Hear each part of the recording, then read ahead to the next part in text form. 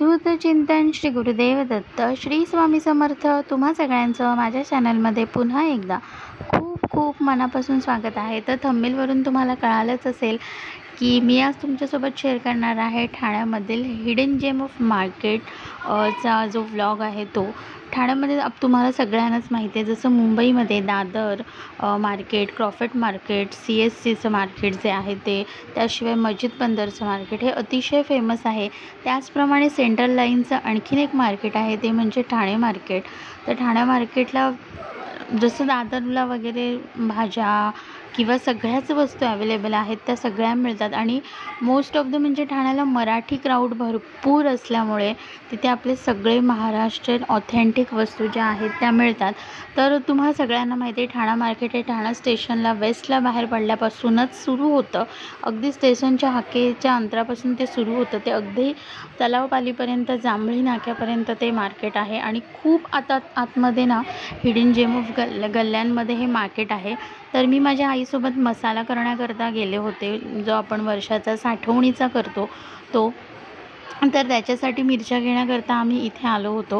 ठाण्याचं जे मसाला मार्केट आहे सगळ्यांना माहीतच असेल, त्याचा जो ॲड्रेस आहे तो पूर्ण ॲड्रेस देखील मी तुम्हाला डिस्क्रिप्शनमध्ये देईनच।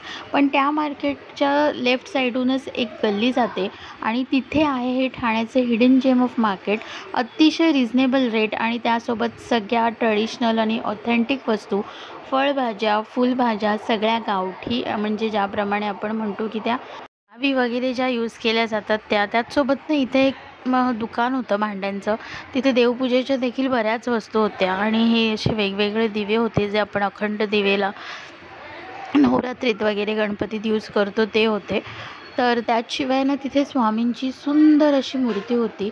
जर इंस्टाग्रामवर स्वामींच्या पितळेच्या मूर्तीची एक, मला त्यांचं पेजचं नाव नाही आठवत आहे, पण बाप्पाची आणि स्वामींच्या मूर्तीची अतिशय सुंदर ती पूजा करतात, तशा प्रकारचीच मूर्ती अगदी सेम तिथे होती। तर तिथून ना आम्ही चौरंग घेतला, मी तुम्हाला ते दाखवेनच पुढे आणि तुम्ही पाहिलंच असेल व्हिडिओत।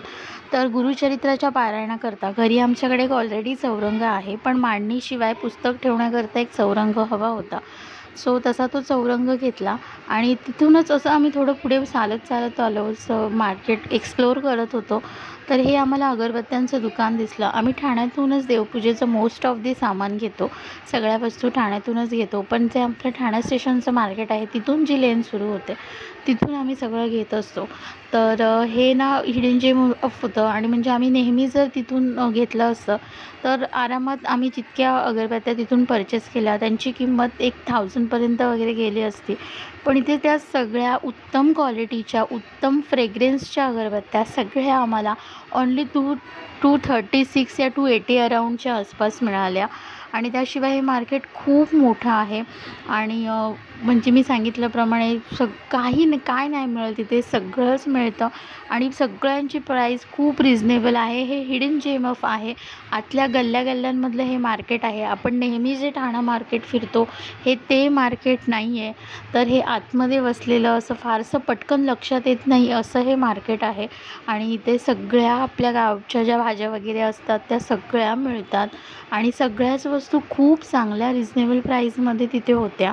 सो मला जितकं शक्य झालं तितकं मी शूट करते। तर इथे तुम्ही कसं येऊ शकता, तर ठाण्याचं जे मसाला मार्केट आहे तर ठाणा रेल्वे स्टेशनवरून तुम्ही ऑटोने देखील येऊ शकता। वेस्टला 1 नंबरला बाहेर आल्यानंतर तिथून रिक्षाला जर तुम्ही सांगितलं की फायर ब्रिगेडचं जे मसाला मार्केट आहे, फायर ब्रिगेडच्या समोरचं तिथे जायचं आहे, तर अगदी तुम्ही बघू शकता हे फायर ब्रिगेड आहे, त्याच्या समोरच रिक्षा थांबून तुम्हाला त्याच लेनने खाली सरळवरती चालत यायचं आहे।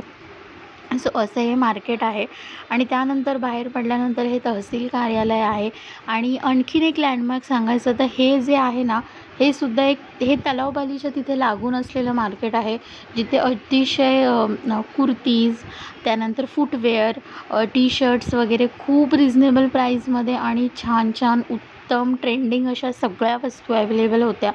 जितक्या मला व्हिडिओत कॅप्चर करता आल्या तितक्या मी दाखवलेल्या आहेत. तलावपालीजवळ जे मामलेदार मिसळचं नवीन आउटलेट आहे आमंत्रण हॉटेलचं, त्या लेनची ही गल्ली आहे. मी तुम्हाला इथे पुढे दाखवते.